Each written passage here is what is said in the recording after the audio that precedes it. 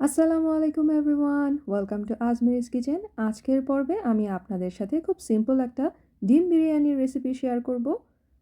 চলুন শুরু করা যাক। এখানে মেজারমেন্ট কাপের 2 কাপ পরিমাণ বাসমতি চাল আছে। এগুলোকে এখন কয়েকবার ধুয়ে নর্মাল টেম্পারেচারের পানিতে 20 মিনিটের জন্য ভিজিয়ে রাখতে হবে।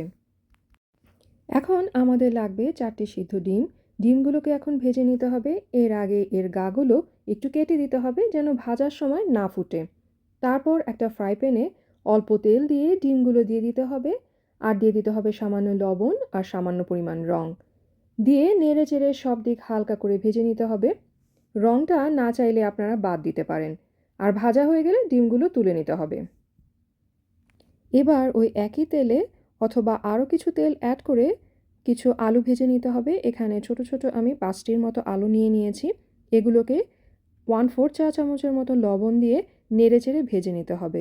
আর ভাজা হয়ে গেলে এগুলোকেও তুলে নিতে হবে। এবার একটি পাত্রে নিয়ে নিব আধা কাপ পরিমাণ তেল, আর তেলটা গরম হলে এর মধ্যে দিয়ে দেব 1 কাপ পরিমাণ পেঁয়াজ কুচি।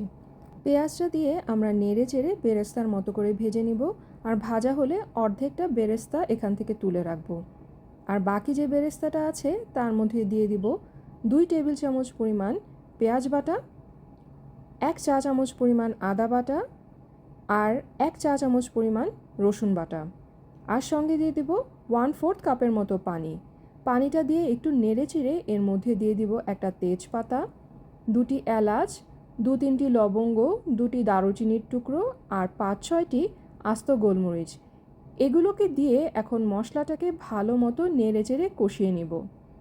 যখন মশলাটা ভাজা ভাজা হয়ে যাবে আর পানি শুকিয়ে তেলটা আলাদা হয়ে যাবে, তখন এর মধ্যে আরও আধা কাপ পরিমাণ পানি দিয়ে এতে একে একে আধা চা চামচ পরিমাণ মরিচের গুঁড়া, 1 চা চামচ পরিমাণ ধনের গুঁড়া, আর 1 টেবিল চামচ পরিমাণ বিরিয়ানির মশলা দিয়ে সব কিছু ভালো করে মিলিয়ে নিব। আর ভেজে রাখা আলুগুলো দিয়ে দিব। আর নেড়ে চেড়ে দিয়ে ঢাকনাটা বন্ধ করে দিব। 4-5 মিনিটের মতো মাঝারি আঁচে আলুগুলোকে মশলার মধ্যে রান্না করব। এতে করে আলুটা কিছুটা সিদ্ধ হয়ে যাবে। এরপর এতে ভেজে রাখা ডিমগুলো দিয়ে দিব, আর আধা কাপ পরিমাণ পানি দিয়ে দিব ঝোলের জন্য। আর এর মধ্যে 1 মিনিটের মতো এটাকে রান্না করে নেব। 1 মিনিট পরে সামান্য কিছু ঝোলসহ ডিমগুলো তুলে নেব। এখন বাকি থাকা ঝোলের মধ্যে আগে থেকে ভিজিয়ে রাখা চালগুলো পানি ঝরিয়ে এর মধ্যে দিয়ে দিব কিছু বাদাম এবং কিশমিশ। এখানে 1/4 কাপের মতো বাদাম ও কিশমিশ আছে। দিব একটা চিকেন কিউব আর আধা চা চামচ পরিমাণ লবণ। এখানে লবণের পরিমাণটা কম হবে, কারণ চিকেন কিউবে যথেষ্ট পরিমাণ লবণ থাকে। এখন সব কিছু ভালো করে মিলিয়ে চালটাকে 1 মিনিটের মতো একটু ভেজে নেব। তারপর এতে 4 কাপ পরিমাণ পানি আর 1/4 কাপ পরিমাণ তরল দুধ দিয়ে দিব, আর সঙ্গে দিয়ে দিব 5-6টি কাঁচামরিচ। এই সময় চুলার আঁচটা মিডিয়াম থেকে কিছুটা হাইতে থাকবে। তারপর সব কিছু নেড়ে চেড়ে দিয়ে একটু ফুটে উঠতে দিব। কিছুক্ষণ পর যখন দেখব চাল এবং পানিটা অলমোস্ট সমান সমান হয়ে গেছে, তখন চুলার আঁচটা কমিয়ে মিডিয়াম থেকে সামান্য কিছু লোতে করে দিব, আর ঢাকনা দিয়ে ঢেকে 15 মিনিট অপেক্ষা করব। 15 মিনিট পরে ঢাকনাটা তুলে নিব। এই সময় খুবই সামান্য পরিমাণ পানি অবশিষ্ট থাকবে। এখন চুলার আঁচটা একেবারে লোতে করে দিয়ে ঝোলসহ যে ডিমটা আমরা আগে তুলে রেখেছিলাম সেগুলো দিয়ে দিতে হবে। এখন চারপাশ থেকে চালগুলোকে গুছিয়ে মাঝখানে নিয়ে আসতে হবে, আর হালকা করে চেপে চেপে দিতে হবে।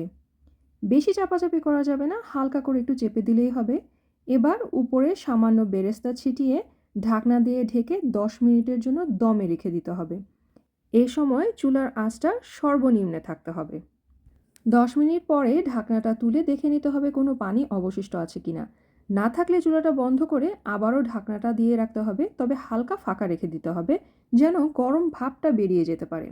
এভাবে 10-15 মিনিট অপেক্ষা করতে হবে। এরপর বিরিয়ানিটাকে নেড়ে দিতে হবে। এতে করে চালগুলো ভেঙে যাবে না, আস্তই থাকবে। তারপর গরম গরম পরিবেশন করতে হবে। আমার এই রেসিপিটা আপনারা বাসায় ট্রাই করবেন, আর কমেন্ট বক্সে অবশ্যই জানাবেন আপনাদের কেমন লেগেছে। আর ভিডিওটা ভালো লাগলে অবশ্যই একটা লাইক দিবেন, আর আমার চ্যানেলটাকে সাবস্ক্রাইব করতে ভুলবেন না। তো পরবর্তী ভিডিও দেখার আমন্ত্রণ জানিয়ে আজকে এ পর্যন্তই। আল্লাহ হাফেজ সবাইকে।